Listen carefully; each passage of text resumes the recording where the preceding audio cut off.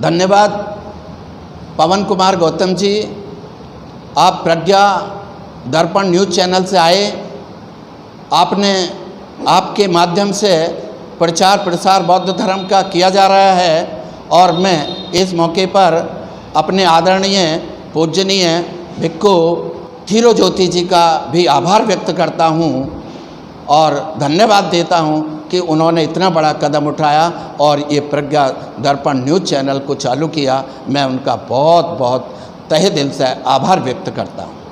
Sir, पहला सवाल हमारा ये है कि बौद्ध धर्म की भारत में आवश्यकता क्यों? बहुत अच्छा सवाल आपने पूछा है पवन कुमार जी। मैं इस सवाल का जो है उत्तर देने के लिए तैयार हूँ और मैं कोशिश करूँगा कि अपनी तरफ से जो है इस सवाल का सही आंसर आपके पास पहुँचे। पवन कुमार जी, ये बहुत ही अच्छा सवाल आपने पूछा है। बौद्ध धर्म की वास्तव में भारत के अंदर आवश्यकता है। जब भगवान बुद्ध ने बौद्ध धर्म चलाया,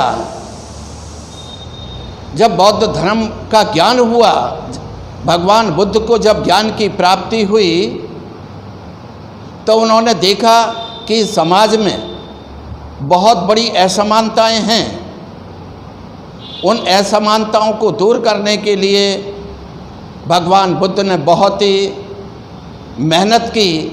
इतनी असमानताएं थीं, यहाँ आदमी आदमी से प्रेम नहीं करता था, यहाँ कुत्ते और बिल्ली से तो प्रेम किया जाता था, लेकिन यहाँ पर आदमी आदमी से घृणा करता था। ऐसे समय में जहाँ पर भगवान बुद्ध ने बौद्ध धर्म का प्रचार और प्रसार करके बहुत अच्छा कार्य किया भगवान बुद्ध ने। और केवल इंडिया में ही नहीं, वो इंडिया में ही नहीं बल्कि ये विदेशों में भी ये धर्म गया और बहुत सारे देशों में बौद्ध धर्म का प्रचार और प्रसार हुआ। सबसे पहले भगवान बुद्ध ने बौद्ध धर्म में 5 शीलों का लागू किया और 5 शीलों का लागू करने पर से पहले यहाँ पर किसी भी व्यक्ति को अच्छा नापने के लिए कोई पैमाना नहीं था कि हम किसको अच्छा कह सकते हैं और किसको हम घटिया कह सकते हैं और किसको हम बढ़िया कह सकते हैं। तो भगवान बुद्ध ने एक पैमाना बनाया। उन्होंने कहा कि व्यक्ति को हम उसको अच्छा कह सकते हैं जो इन 5 शीलों का पालन करता है, ऐसे व्यक्ति को हम अच्छा कह सकते हैं। तो पहला शील बताया भगवान बुद्ध ने कि पाणातिपाता वीरमणि शिक्षा पदं समाधियामि, जिसका मतलब है कि मैं मन वचन और कर्म से ये प्रतिज्ञा करता हूँ कि मैं कभी भी अकारण हिंसा नहीं करूँगा। कारण से मुझे हिंसा करनी पड़ सकती है। उदाहरण, यदि हम अपने देश की बॉर्डर पर हमारी ड्यूटी लगी हुई है, हम मिलिट्री के जवान हैं, तो हमारा फ़र्ज है यदि कोई दुश्मन हमारे पर वार करता है, हथियारों से वार करता है, तो हमारी भी ड्यूटी बनती है कि उस समय हथियार चला करके दुश्मन को मार गिराया जाए। तो कारण से हम किसी की हिंसा करते हैं। भगवान बुद्ध कहते हैं अकारण नहीं करनी है। ये पहला शील भगवान बुद्ध ने दिया। दूसरा शील दिया कि अदिन्ना दाना वीरमणि शिक्षा पदं समाधियामि, जिसका मतलब है अदिन्ना, बिना दिए हुए किसी की वस्तु मैं ग्रहण नहीं करूँगा, अर्थात मैं चोरी नहीं करूँगा। ऐसा शील भगवान बुद्ध ने दूसरा दिया। तीसरा शील दिया कामेषु मिच्छाचारा वीरमणि शिक्षा पदं समाधियामि, जिसका मतलब है मैं काम वासनाओं से दूर रहूँगा, अर्थात मैं परस्त्री गमन नहीं करूँगा। और ये बात स्त्री और पुरुष दोनों पर लागू होती है। तो जो भगवान कहते हैं कि जो व्यक्ति चरित्रवान होगा वो उस घर में किसी धन दौलत माया की कोई कमी नहीं रहती है। तो बुद्ध कहते हैं कि प्रत्येक व्यक्ति को चरित्रवान होना ही चाहिए। चौथा शील है कि व्यक्ति को मूसावादा वीरमणि शिक्षापदं समादियामि, जिसका मतलब है कि मैं जीवन में कभी झूठ नहीं बोलूँगा।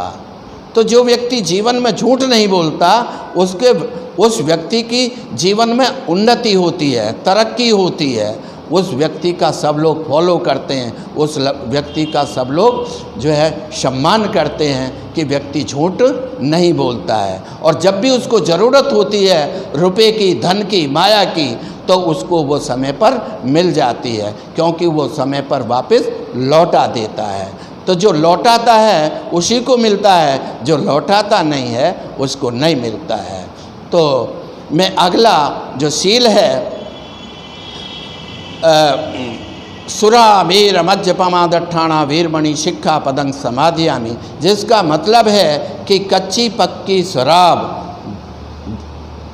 जुआ तथा नशीले अन्य नशीले पदार्थ, उनसे मैं दूर रहने की प्रतिज्ञा करता हूँ। तो ये 5 शील भगवान बुद्ध ने बताए हैं कि प्रत्येक उपासक को, जो गृहस्थी लोग हैं, उनको इन 5 शीलों का पालन करना चाहिए। आगे भगवान बुद्ध ने ये जो धम्म दिया है ये साइंटिफिक धम्म है, ये साइंस के आधार पर बिल्कुल खरा उतरता है। बुद्ध कहते हैं ये एक वैज्ञानिक धर्म है। वैज्ञानिक धर्म किस मायने में? यदि कोई व्यक्ति, इस मायने में वैज्ञानिक है, यदि कोई व्यक्ति आम का बीज बोता है तो फिर आम के ही फल लगेंगे, और यदि कोई बबूल का बीज बोता है अर्थात गलत काम करता है तो फिर कांटे ही कांटे जीवन में आएंगे। तो ये साइंटिफिक धर्म है। बुद्ध कहते हैं जो जैसा करता है वैसा ही उसको फल मिलने वाला है, इसलिए धर्म को स्वीकार करना चाहिए। दूसरा, इस धर्म के अंदर कोई असमानता नहीं है, सब समान हैं। We all are equal. हम सब यहाँ किसी को छोटा नहीं मानते, किसी व्यक्ति को बड़ा नहीं मानते, जाति के आधार पर भी किसी को छोटा नहीं मानते और जाति के आधार पर ही किसी को बड़ा भी नहीं मानते। सबको बराबर सम्मान देने की यहाँ पर प्रक्रिया है, सबको बराबर सम्मान दिया जाता है। अगला इस धर्म की खासियत है, यहाँ पर किसी देवी देवता का पूजन नहीं होता है। यहाँ किसी देवी देवता का पूजन नहीं होता है। तो और यहाँ पर यदि पूजन होता है तो माँ बाप और गुरु का ये वंदनीय होते हैं, ये हमेशा पूजनीय होते हैं। इनसे बड़ा कोई और देवता नहीं होता है। और देवता उसको कहते हैं जो देने वाला होता है। तो माँ बाप हमेशा देते हैं अपनी औलाद को, इसलिए वो पूजनीय है, उनकी पूजा करनी चाहिए। किसी देवी देवता की, जो पत्थर के देवता हैं, जो मिट्टी के बने हुए देवता हैं, उनकी पूजा करना बेकार है। तो इस धर्म के द्वारा ये ज्ञान प्राप्त होता है कि लोगों को कभी भी मूर्ति पूजा में विश्वास नहीं करना चाहिए। तो आगे भगवान बुद्ध कहते हैं कि मैं तो केवल आपका मार्गदाता हूँ, मोक्षदाता नहीं हूँ। बुद्ध कहते हैं मैं केवल आपको रास्ता बताने वाला हूँ। मैं रास्ते पर, उस मेरे बताए हुए रास्ते पर आप चलेंगे तो आपका कल्याण होगा, आपका मंगल होगा। और जो मेरे बताए हुए रास्ते को केवल सुनता है और चलता नहीं है, ऐसे व्यक्ति का कल्याण नहीं होने वाला है। और मोक्ष की बात जो अन्य धर्मों में की जाती है, भगवान बुद्ध कहते हैं कि किसी भी व्यक्ति को मरने के बाद यदि मोक्ष की बात कही जाती है तो बुद्ध कहते हैं मरने के बाद किसी को क्या मालूम कि वो मोक्ष मिला उसको, अर्थात स्वर्ग मिला या नरक मिला। बुद्ध कहते हैं जो जीवन में अच्छे कार्य करते हैं उनको इसी जीवन में मरने से पूर्व निर्वाण प्राप्त होता है। निर्वाण प्राप्त होता है। अर्थात वो अंतिम क्षणों तक, जब तक वो व्यक्ति जीवित रहता है, वो जीवन में प्रसन्न रहता है, वो जीवन में प्रसन्न रहता है। इन्हीं बातों को ध्यान रखते हुए बाबा साहेब डॉक्टर अंबेडकर ने 1935 में ये घोषणा की थी कि मैं हिंदू धर्म में पैदा हुआ, ये तो मेरे बस की बात नहीं थी, लेकिन मैं हिंदू धर्म में रह कर के मरूंगा नहीं, ये मेरे बस की बात है। इसी बात को ध्यान में रखते हुए 21 साल तक सारे धर्मों का अध्ययन करने के बाद बाबा साहेब डॉक्टर अंबेडकर ने 14 अक्टूबर 1956 को नागपुर की दीक्षा भूमि में अपने साथ 5 लाख लोगों की भीड़ के साथ बौद्ध धर्म को ग्रहण किया।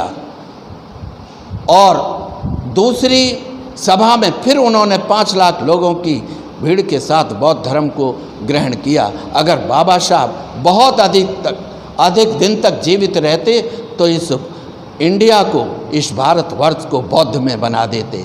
ऐसा व्यक्ति बहुत ही सदियों में कोई पैदा होता है जो समाज में उन्नति लाता है, जो समाज में प्रोग्रेस करता है। ऐसा व्यक्ति बाबा साहेब डॉक्टर अंबेडकर पैदा हुए, जिन्होंने जो है दूसरे धर्मों को स्वीकार न करके बौद्ध धर्म को ग्रहण किया। हम उनका आभार व्यक्त करते हैं और जीवन में बाबा साहब का कभी एहसान हम लोग भूल नहीं सकते। जिन लोगों ने बौद्ध धर्म को ग्रहण किया है वो लोग बाबा साहब की जय जयकार करते हैं। इन्हीं शब्दों के साथ मैं अपनी वाणी को विराम देता हूं और आपका पुनः आभार व्यक्त करता हूं। धन्यवाद। जय भीम, नमो बुद्धाय।